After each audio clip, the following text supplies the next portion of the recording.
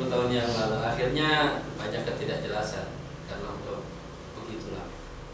Ya, nah ini perlu dijelaskan ke masyarakat juga bahwa membagi harta waris itu harus disegerakan. Jangan lihat tanah kuburan masih merah atau sudah hitam. Ya, jangan lihat itu. Ya, meninggal segera dibagikan. Dan ini merupakan bagian daripada kepengurusan jenazah. Dan Rasulullah memerintahkan agar jenazah itu diurus segera. Dan jenazah itu satu badannya, dua hartanya. Kita hidup dengan badan kita, kita hidup dengan harta kita. Ketika kita mati, badan kita diurus, masa hartanya nggak diurus? Kalau badannya diurus, ya hartanya diurus juga. Ya, sehingga tidak menimbulkan hal-hal yang jelek.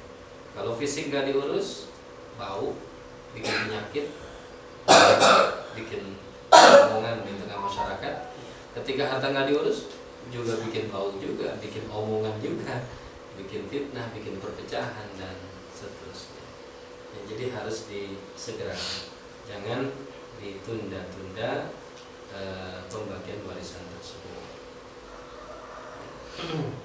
Selanjutnya perlu Bapak pahami juga, ya bagaimana pola pewarisan dalam Islam itu, ya agar kita bisa paham kok begini, kok begitu. Penjelasannya sekilas ada di sini.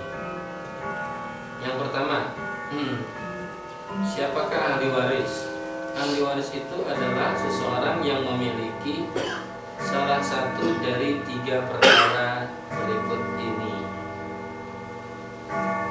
Jadi kalau tidak punya salah satunya, ya bukan ahli waris. Ya. Pertama, hubungan kekerabatan. Ya, bapak dengan anak, ya, kakak dengan adik, kakek dengan cucu, ya, ponakan dengan apa? Dengan paman, ya, dan lain sebagainya dalam hubungan keluarga. Itulah yang menyebabkan orang menjadi ahli waris. Tapi menjadi ahli waris belum tentu dapat waris. Itu lain lagi, menjadi ahli waris. Ya. Siapa Anda? Saya tetangganya. Ya, tetangga nggak termasuk di sini, maka tetangga bukan ahli waris. Siapa Anda? Saya sopirnya. Ya, sopir tidak termasuk. Siapa Anda? Saya anak angkatnya. Anak angkat masuk nggak? Nggak ada anak angkat. Siapa Anda? Saya anak tirinya. Anak tiri juga tidak termasuk, ya, daripada ahli waris itu. Ya. Kemudian yang kedua, ikatan pernikahan yang sah. Kalau pernikahannya tidak sah, bukan ahli waris. Ya, kalau pernikahannya tidak sah, laki-laki kawin sama laki-laki, yang sekarang lagi perempuan kawin sama perempuan, ya bukan pernikahan itu. Ya, begitu juga kakak nikah dengan adiknya, ya bukan pernikahan itu. Ya, tidak disahkan sebagai sebuah pernikahan. Ya, pernikahan sah atau tidaknya ini akan ada penjelasannya di dalam fikih nikah. Ya. Maka istri kedua, istri ketiga, istri keempat, kalau sah, ya istri. Kalau sah sebagai istri, maka dia ahli waris. Gitu. Yang ketiga, hubungan wala. Ini dulu, sekarang sudah tidak. Selanjutnya adalah pola pewarisan yang lain. Ya, ada 3 rukun dalam pembagian warisan. Pertama, harus ada muwaris, yaitu orang yang wafat dan meninggalkan harta waris. Kalau cuma wafat nggak punya harta, nggak ada pembagian warisan. Wafat dan ada hartanya. Yang kedua, waris. Waris itu adalah ahli waris, kita sebut dalam bahasa Indonesia, yang masih hidup, ya, pada saat muwarisnya meninggal dunia. Yang ketiga adalah at-tarikah atau harta waris. Ya, semua yang dimiliki lalu ditinggalkan. Pola pewarisan yang lain adalah tentang kapan seseorang ahli waris itu menjadi tidak mendapatkan warisan. Ya, pertama karena membunuh. Ya, karena membunuh. Dia anak satu-satunya. Dia punya bapak kaya raya. Dia pengen harta bapaknya jatuh ke dia. Diracuninlah bapaknya. Matilah bapaknya, lalu diusut oleh kepolisian. Oh, ternyata yang meracuni adalah anaknya sendiri. Diputuskanlah dia sebagai pembunuh, dihukumlah dia sebagai pembunuh. Maka dia walaupun posisinya sebagai anak kandung tidak berhak mendapatkan warisan. Oh, kalau diambil juga berarti dia mendapatkan dengan jalan yang haram. Ya, kalau sudah berani mengambil harta yang haram, ya tunggu saja akibatnya.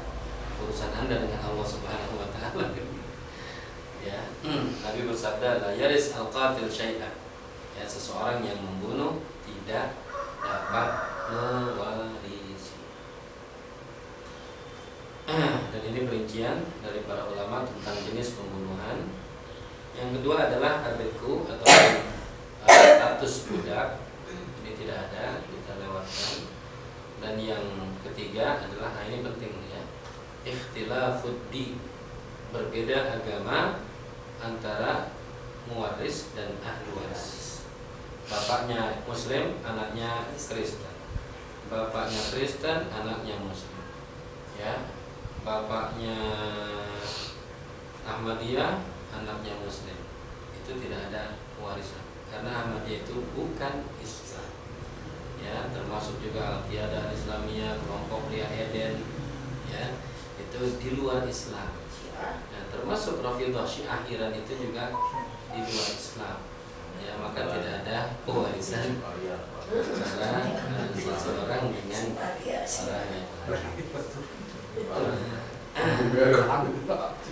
La yaris al-muslim al-kafir wal kafir al-muslim. Satu sama lain tidak dapat saling mewarisi. Kalau yang meninggal kafir, keluarganya muslim nggak dapat. Kalau yang meninggal muslim, keluarganya yang kafir juga tidak dapat. Di Ciganjur saya punya tetangga, dia cerita keluarganya ini campuran. Ya, bapaknya muslim, ibunya non muslim, anaknya ada yang Hindu, ada yang Buddha, ada yang Muslim, ada yang Kristen.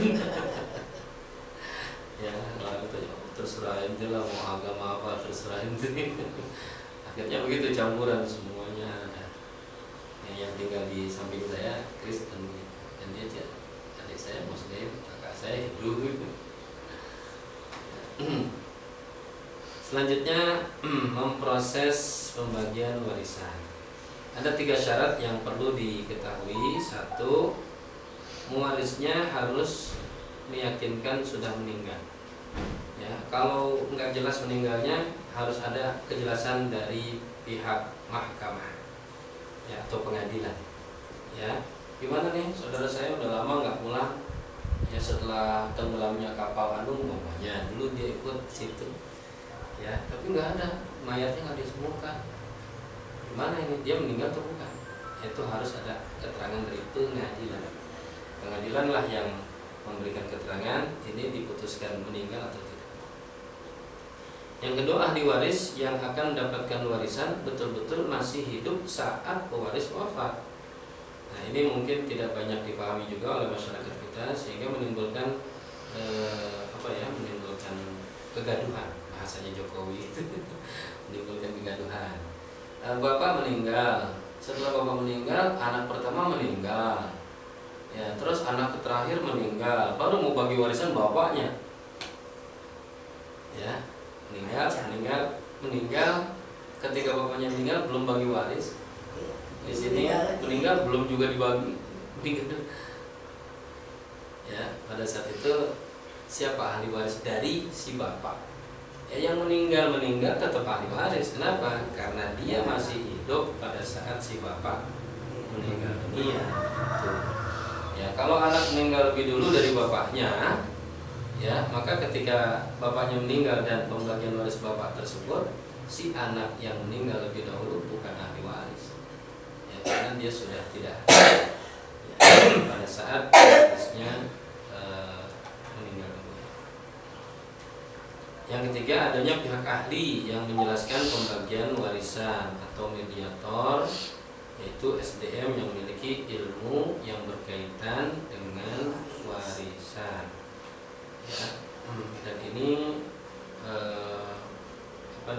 tidak banyak. Jangan bapak kira semua ustadz menguasai, enggak juga. ya. Jadi memang harus kita cari begitu, bukan tanya aja tuh pengurus masjid tanya aja tuh pengurus musola, ya nanti malah kecewa ya ketika kita salah berkonsultasi tentang urusan warisan ya. Sebelum saya bikin lembaga ini Pak, itu saya dapat banyak kasus ya di mana pembagian warisan itu dilakukan oleh mereka yang tidak memiliki ilmu pengetahuan dan ujung-ujungnya akan menimbulkan permasalahan baru di keluarga tersebut. Yang bukan ahli waris dapat, yang ahli waris malah gak dapat ya. Nah itu sehingga membentuk wah ini gimana nih, masyarakat harus diselamatkan ya. Maka kita coba untuk bermusyawarah dan bisa kita bangun lembaga ini. Alhamdulillah ada kepercayaan masyarakat ya untuk menggunakan apa yang kita miliki dalam pembagian waris mereka.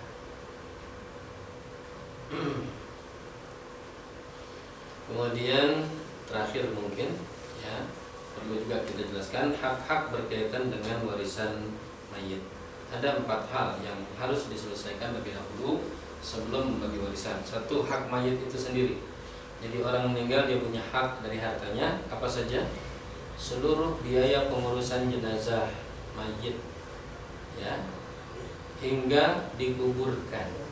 Ada biaya gali kubur, ada biaya beli kafan, ada biaya memandikan, kecuali kalau mau mandiin sendiri ya. Kalau mandiin sendiri ya silakan, afdol. Biasanya kita nyuruh orang juga ya, Bapak tolong mandikan bapak saya itu.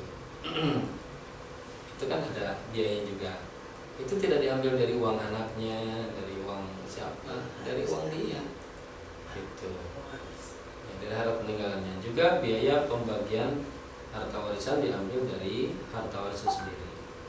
Nah, ini banyak yang bertanya kok konsultan waris minta biaya. Ya saya jawab sederhana saja. Kalau ngurus jenazah ada biayanya enggak? Ya ada. Ya kalau ngurus fisiknya ada biayanya, apalagi ngurus hartanya. Itu sangat sensitif, tanggung jawabnya besar. Maka pada saat itu biayanya diambilkan dari harta waris itu sendiri, bukan dari ahli waris. Ya. Jadi sebelum bagian warisan itu dikeluarkan.